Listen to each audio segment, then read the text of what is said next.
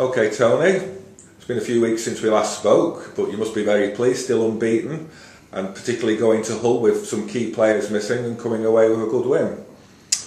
Yeah, there's some pleasing aspects of what we've done so far. I don't know if we're wholly and solely satisfied with all aspects of what we've done so far to date this year. However, there's a lot of positives. There's a lot more positives than negatives.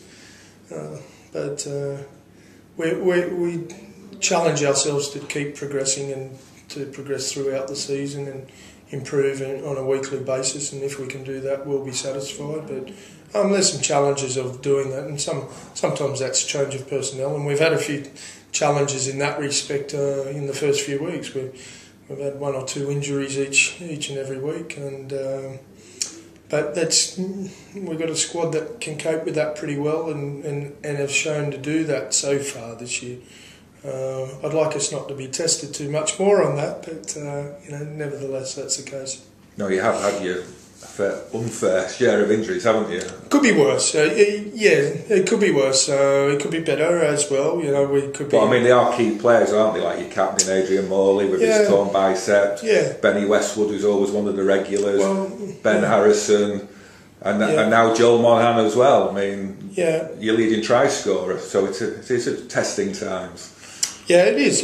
Well, it is. They're all quality players that you've mentioned there, but it's all part of it. It's all can happen throughout any team season, and most team seasons will entail an injury period. And hopefully we're serving ours at the moment, and we can get through that. And in some ways, some of those players, when they get back, they're fresh and they're ready to go, and they remain fresh for the remainder of the season. So there's some positives to come from it, but as long as the other thing that I think is quite positive about it, and whilst we don't go looking for injuries and we try to prevent them as much as possible, there's some good young players that are ready, and I'm going to say there's, even with the injuries that we've got, there's still some more boys there that I'd like to give an opportunity to at some stage, because I think they'll be able to handle it, that aren't getting a chance even now. So we've got some good strength in depth, and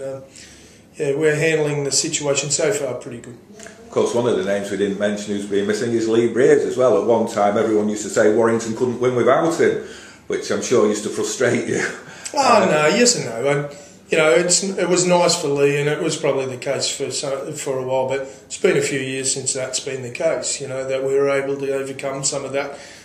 He had such a big influence, and still does, but even if Lee isn't quite at his best or isn't in the team, we're still able to function fairly well, and we'll always welcome him back, his calibre of player that Lee is. So in terms of when he's fit and healthy, it's great to have him in your squad, but we're able to cope without him now, and that's probably a mark of our progression. But that's been a few years now. We've been able to do that. So we'll welcome him back. The unfortunate bit for Lee is it's a little bit frustrating for him at the moment because of the kind of injury he's got. He's got a neck injury, and we've just got to give him some time for it to settle. And it's something that you don't want to mess around with. And whilst he's uncomfortable, well, he can't do a whole lot, and it's not an easy solution.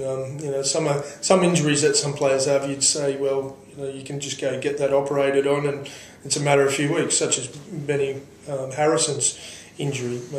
But in the neck region, it's much more significant to have an operation and a fix-up in that area, and you don't want to do those things, willy-nilly or without having the right causes and the right reasons. So we're prolonging those sort of decisions as best we can, and giving him every chance for it to calm down and settle down on its own. Can you give us an update on everyone else's injuries and when they're likely to be back?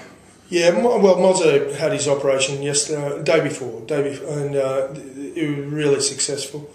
The surgeon was happy with how it reattached, etc. on his bicep. Harrison's in the next couple of weeks. He'll be probably another 2 weeks, I'd reckon, before he's fully fit and considered for Super League. And Joel's just got a strain in his abdomen. Hopefully he'll be, only a week or two possibly for Joel. We get to call Reece Williams back from Salford. He's been playing at Salford for the last few weeks, and he gets his opportunity again for us on the wing. So he's keen to get his go at it. The other really bright bit of news, obviously we've got Super Benny Basswood's back available after suspension.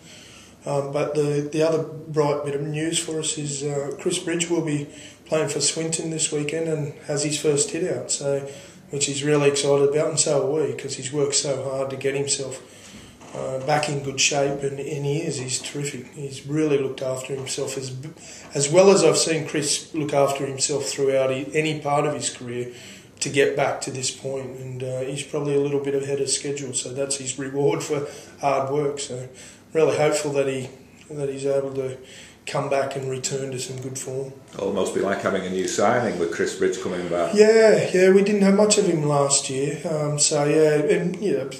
had a bit of disruption with Michael Monahan last year, and hopefully Monahan's will be over his issues, and he's been looking good and in good form. So both of those players, if we get them for any sort of extended periods of time this year, they're like new signings. You're right, and they'll bolster us particularly with the quality that they can produce. Both of them, when they're in full flow, are fantastic players. So, there's some of the more positive notes. We'll have our ebbs and flows in terms of injuries throughout this year, and we just seem to be getting ours a little bit at the moment.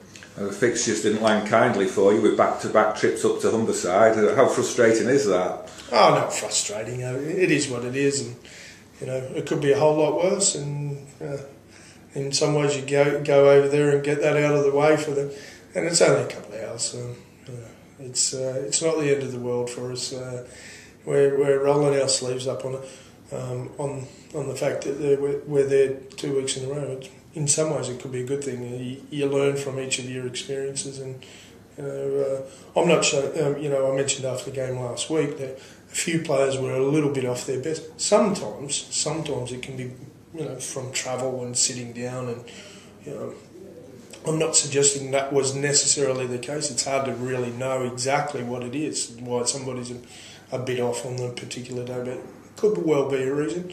And if so, those players will be conscious of that and try to do something a little bit different to negate, how they're feeling in order to get out a good performance. So, they're pretty smart like that. If they need to adjust, they will, but we'll go there and, challenge ourselves and look forward to the challenge of it. But trips to Humberside are never easy, whether it's Hull or Hull KR, always difficult places to go. So you must have been relatively pleased with the team that you took to Hull, that they defended fairly well and wore Hull down, and then won it quite easily in the end.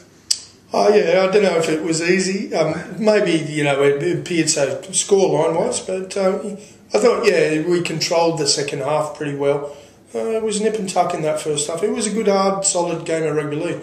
Everybody plays well against us at the moment. It's everybody wants to beat you. Yeah, my word. Yeah, and that's great. That's the sort of challenge that we want, and it keeps us on our toes. And we need to be switched on each and every week. And that's what makes you a better rugby league team. That should be how it is for everybody each and every week. And there's no easy games for us, and we understand that, and we need to rise to that and make sure that we perform to a level that can cope with that. Hopefully we'll be up for that challenge and up to that challenge, but it is sport, and it is unpredictable, and sometimes you can't tell what's about to happen. That's the beauty of it. That's why we all love it and get involved and support our team, and and help our team when they're down. That's all. You come together. It's like family, isn't it? You pull together. So far we're doing okay. We'll have plenty of challenges throughout the season, and we're going through a little bit of a patch here with injuries, but also a little bit of a patch of a couple of on the road trips to volatile, passionate rugby league area of the world, and we need to probably handle it a little bit better than what we did last year. We got off to to a fantastic start last year and a good healthy lead, and second half we blew that, and it's a tricky place to go to for all sorts of reasons.